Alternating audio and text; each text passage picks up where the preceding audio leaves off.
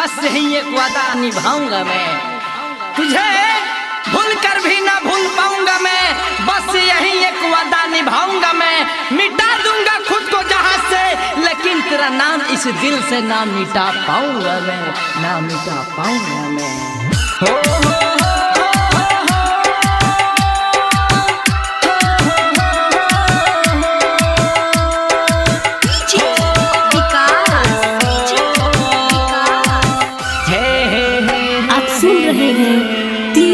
के आवेला जब वो कर याद, तब तब पागल आइले। आवेला जब वो कर याद, तब तब पागल आइले। बेवफा के देखावे खातिर ऐसा स्टेटस लगाइले।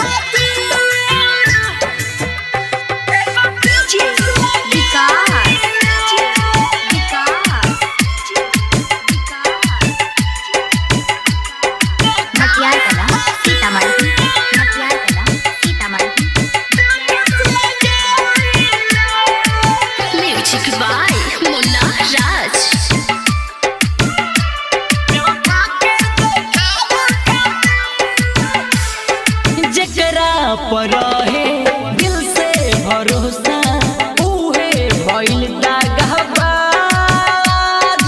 उहे भइल दागबाज। साथे जिए के वादा कैलस, छोड़लक अकेला हमें आज, छोड़लक अकेला हमें आज। दर्द मीटे है ना दिलवा के आंसू बहाई। बेवफा के देखावे खातिर ऐसा स्टेटस लगाइले। बेवफा के देखावे खातिर ऐसा स्टेटस लगाइले। आप सुन रहे हैं तिया म्यूजिक के बैनर तले।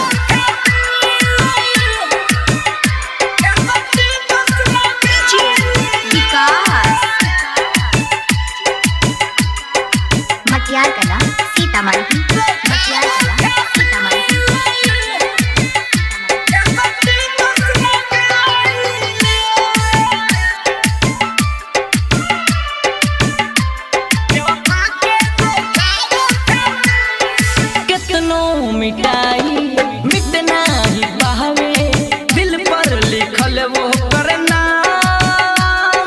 दिल पर लिखल वो करना।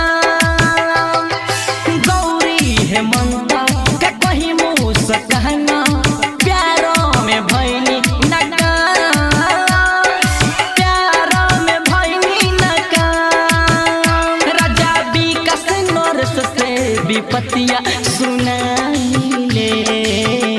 बेवफा के